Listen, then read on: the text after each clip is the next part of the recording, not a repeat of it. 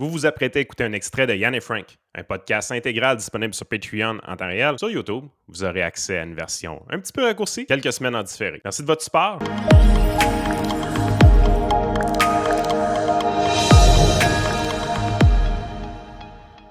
Il ne faut pas oublier une chose. Dans la dernière élection, là, une des raisons pourquoi la CAQ est sortie aussi forte, c'est Québec solidaire. Puis là, je vais m'expliquer.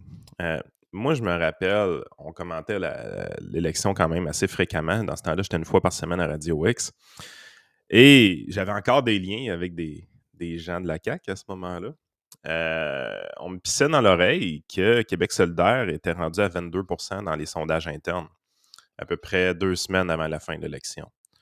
Puis ça, les gens qui m'ont écouté à Radio Pirate vont s'en souvenir. Moi, ça Ah m'a oui, été je m'en l'élément souviens. déclencheur de ouais, je vote pour la CAQ, fuck it. Là. Je veux dire, c'est pas vrai que je vais me ramasser avec les petits commis au pouvoir, m'en vais à Hawkesbury si ça arrive. No fucking way. Il n'y aura pas de Québec solidaire. Fait que c'est CAQ. Puis ça, j'ai pas été le seul au Québec à faire ça. Il y a eu un vote stratégique très fort en faveur de la CAQ à ce moment-là. Il y a eu du bouchage de nez. Là.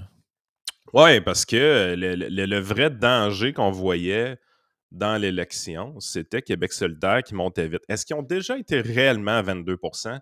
Ça, honnêtement, aujourd'hui, à voir comment ces stratèges politiques-là, qui nous pissaient dans l'oreille à cette époque-là, sont des fucking menteurs présentement. Je suis pas prêt à dire que c'était vrai, qu'ils étaient à 22%. On nous disait ça probablement pour attiser le vote stratégique. Mhm. Mais est-ce que ce scénario-là va vraiment se répéter 2022? Ça reste à voir. Puis mon idée, pourquoi François Legault met autant d'emphase sur Gabriel Nadeau-Dubois dans ses attaques?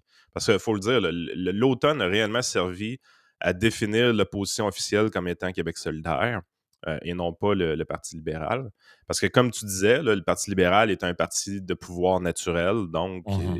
on pourrait facilement si on est vraiment tanné de Legault, on pourrait facilement se retourner vers le Parti libéral d'une manière globale, surtout que son purgatoire semble être fait. Je veux dire, le nettoyage anticorruption est fait maintenant, puis en plus, il est rendu plus green puis plus à gauche. Là, fait que je veux dire, c'est même pas c'est pas une alternative qui est si loufoque que ça de voir les libéraux avoir une grosse montée dans la campagne. Ben, tu es dans une position où est-ce que François Legault essaie réellement de définir son principal adversaire comme étant QS parce qu'il sait que, ou en tout cas son équipe de communication sait qu'il y a des gens, pour ne pas voir QS, vont être prêts à se boucher le nez pour voter pour la CAQ.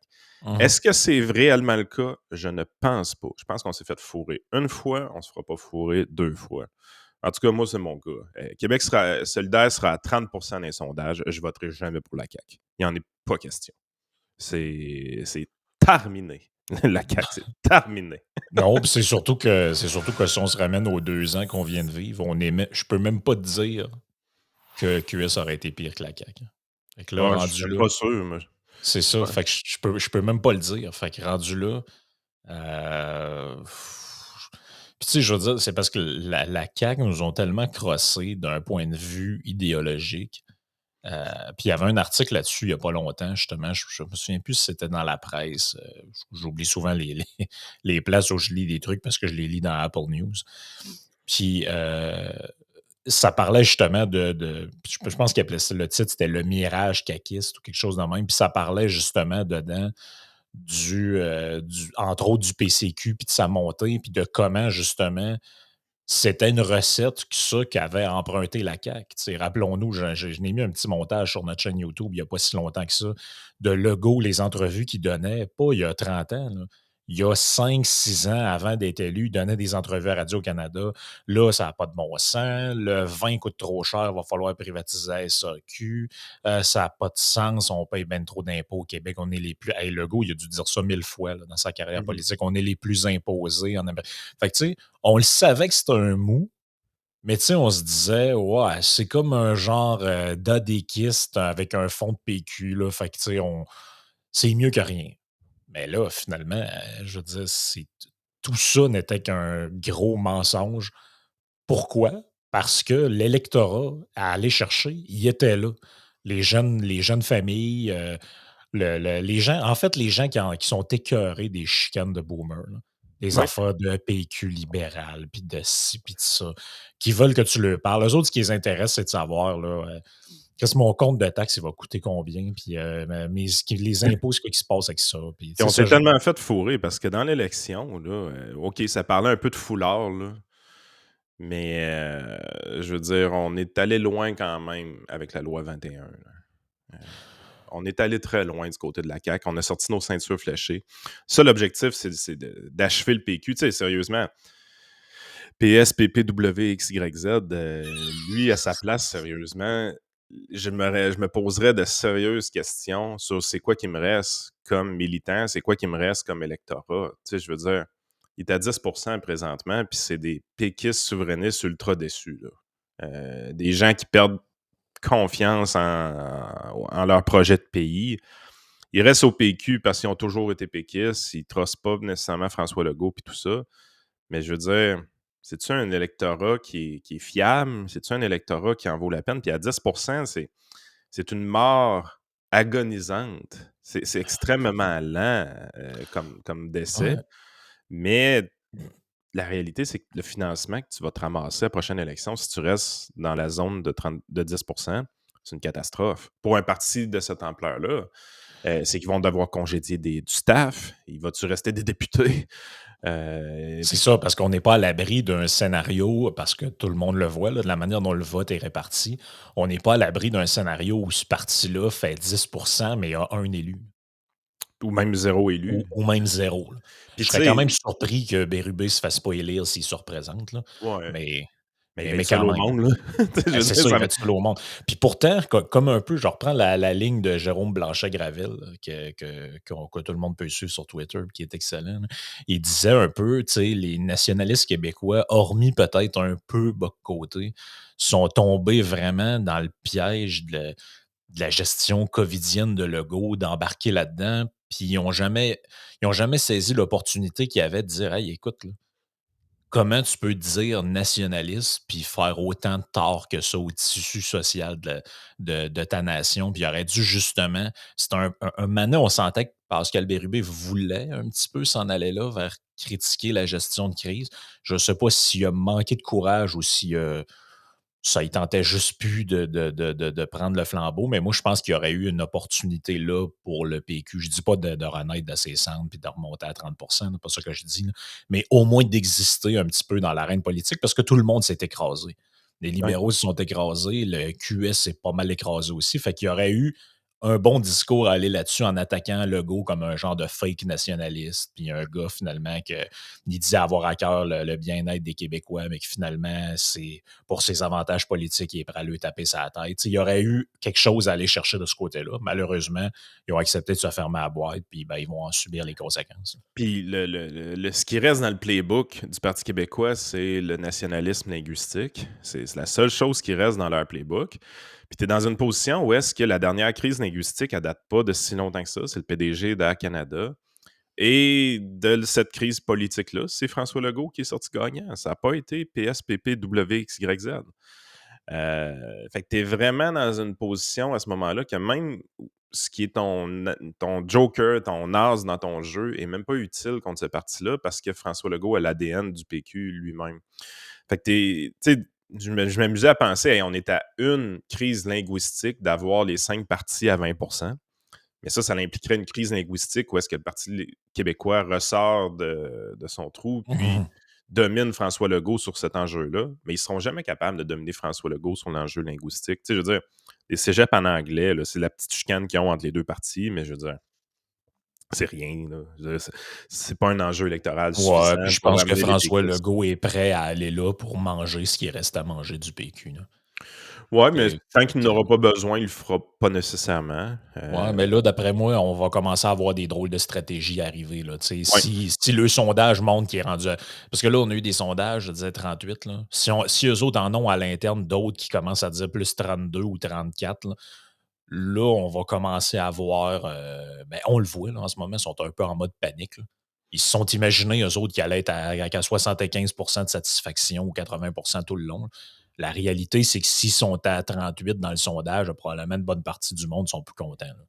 Ouais, puis ils se sont imaginés que les premières fois qu'ils enfermaient la population, qui était extrêmement restrictif au niveau des règles COVID, ils gagnaient politiquement à le faire parce que la crainte était élevée au niveau de la population, on comprenait mal les enjeux, tout ça. Ils ont pris pour acquis que la même stratégie, avec une population double vax, fonctionnerait. Mais je veux dire, le paradigme a changé complètement, là. Une population double vax ne peut pas accepter de se faire enfermer comme ça, là. Ben, c'est un peu ça la réflexion que j'avais l'autre fois. Je me disais: «Calvaire», mais tu sais, je repense à des vieilles affaires que j'ai vues passer au fil du temps, là. Puis tu sais, je me rappelle entre autres du passage de Lucien Bouchard au franc-tireur, là, puis qui explique toute la marde qu'ils ont dû faire, là. Sacrer les infirmières dehors, couper de temps dans chaque budget. Tout ça, là, de mémoire, c'était relié à une affaire comme de quoi que le budget balance pas avec 2 milliards. Ce qui est presque une situation rêvée pour en ce moment, là. Fait que, tu sais, Exactement. j'ai de la misère à comprendre comment ce truc-là peut continuer sans que maintenant il y ait des problèmes, là. Ben, il peut C'est difficilement continuer. Pensez au couple de tous les fonctionnaires de 20% de René Lévesque. Il était dans le trouble, lui aussi. Il était menacé de décote. Présentement, on n'est pas menacé de décote. On avait de la marge de manœuvre. On est en situation où que l'économie carbure. ça. On vit de l'inflation. Les taux d'intérêt sont relativement bas. Fait que même si tu as une décote présentement, ton taux d'intérêt va rester quand même bas. C'est pas la fin du monde. Mais là, on prévoit 2% de hausse d'ici la fin de 2023 au Canada sur les taux d'intérêt. Ça a de l'impact évidemment sur les particuliers qui ont une hypothèque. Ça a de l'impact aussi sur les gouvernements qui veulent réémettre des obligations. En fait, les taux d'intérêt ont déjà commencé à monter de manière anticipée de ce côté-là. Mais là, tu es dans une situation où est-ce que même au Canada, les taux sont encore bas parce que la Banque centrale rachetait ces obligations-là. Mais là, la Banque centrale est en train d'arrêter de les acheter. Là, Mmh. maintenant, il faut vraiment les émettre au privé, puis il faut que le marché soit capable d'absorber ça. Fait que là, pendant un temps, ça fait parce que la Caisse de dépôt et placement du Québec va être capable d'absorber les achats d'obligations. Il y a peut-être même des compagnies d'assurance qui vont les absorber pendant un temps, puis tout ça, il y a une certaine demande. Mais quand les taux d'intérêt montent, ben, ces assureurs-là, même la Caisse de dépôt va vouloir un meilleur rendement sur ces obligations. Donc, ces obligations-là vont devoir être émises à des taux plus élevés. Fait que là, tu vas avoir ta hausse de dépenses à chaque année qui va augmenter dans le budget, la santé qui va augmenter de 5-6 l'éducation qu'on va essayer d'augmenter de 2-3 tout le reste va être gelé ou va être coupé. Et tu vas avoir le service de la dette qui va augmenter de 10 12 15 par année. Fait que là, tu sais, je veux dire, ça va être. Les syndicats vont capoter aussi. Ça va être pas mal plus dur pour eux autres de négocier des augmentations de salaire. Ça va être plus dur de maintenir les conditions au régime de retraite, des choses comme ça. Puis là, imagine-toi dans un contexte où est-ce que tu maintiens ta cote de crédit, c'est un 2 qu'on anticipe qui va être plus élevé d'ici la fin de 2023. Mais ça, c'est dans un contexte de maintien de cote de crédit. Imagine-toi si on se fait menacer de décote. Mmh. Ah, le gouvernement du Québec a perdu contrôle de ses finances publiques. On ne voit pas de retour à l'équilibre budgétaire. Moody's décide de baisser la cote de crédit du Québec. Pouf! Soudainement, les joueurs du marché demandent des taux d'intérêt supplémentaires. Fait que ça va avoir un impact. Tu sais, on est juste au début de cette crise-là, sans nécessairement que ce soit une crise, mais au début de ce cycle-là. Pas grand monde qui voit les taux d'intérêt baisser. Puis la seule façon que les taux d'intérêt baissent à court terme, c'est qu'il y a une crise économique majeure. C'est la seule Mmh. façon. Est-ce qu'on est Mmh. plus avancé? On est vraiment dans une situation où est-ce que faut se rappeler une chose, c'est que l'inflation est un problème monétaire. On a imprimé de l'argent, on en a trop imprimé. Donc, on va devoir vivre avec les conséquences de ça. Puis la solution est au niveau monétaire. Il faut arrêter les presses à billets. Il faut Mmh. calmer ça. Puis qu'est-ce que ça veut dire? C'est pas de congédier le dirigeant de la presse. Là, ça n'existe pas une imprimante à billets aujourd'hui. C'est pas de même que ça marche. Ça veut dire d'augmenter ton intérêt, ça veut dire d'arrêter d'acheter des obligations, ça veut dire laisser les taux d'intérêt de plus de long terme fluctuer un peu plus. Ça veut dire éventuellement des difficultés d'emprunt pour bien des entreprises. Donc, moins d'investissement potentiel.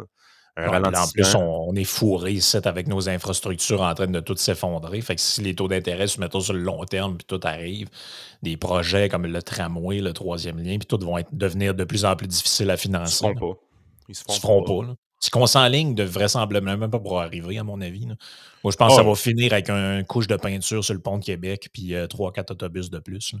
il y a de bonnes chances. Le pont de Québec va devenir le pont de l'île d'Orléans. Là. On va voir un trou dedans, puis on va dire: «Ah ouais, laissez-nous 3-4 jours pour patcher ça, puis ça va être correct». Ouais. Heu, tu sais, c'est on puis c'est comme tout, hein, le niveau fédéral aussi va être dans le trouble, puis quand le fédéral est dans le trouble, historiquement, c'est un gouvernement qui a une grande facilité à se revirer de bord puis à rééquilibrer ses budgets, oubliez-les jamais. Mais ça se fait pas de la manière que vous aimez. Non, La ça se fait manière en que coupant un transfert. ça se fait en coupant les transferts des provinces. Fait que tu sais, je veux dire, on a beau parler de ça, les gens ne voient rien aller, puis ils vont s'en rendre compte juste quand ça va lui péter dans la face, malheureusement. Fait que ça, c'est la situation dans laquelle on est. Fait que là, oui, il y a des élections au travers de ça, puis il faut en tenir compte, mais il n'y a personne, même dans les partis politiques, qui pense à ces affaires-là. Fait que le prochain mandat, peu importe qui va être élu au Québec, ça va être un mandat tough. Ça va être un mandat tough parce que là, on va avoir une pression dans le budget.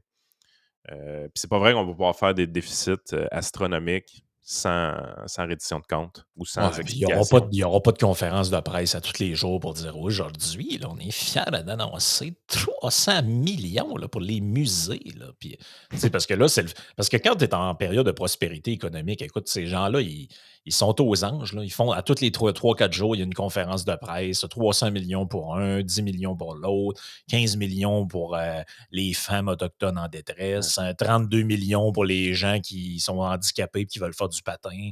Là, c'était tous les jours quasiment. Même année, ça, c'est beau en contexte où tu peux te le permettre. Dans un autre contexte, ton rôle de dirigeant peut devenir très rapidement beaucoup plus ingrat. Là.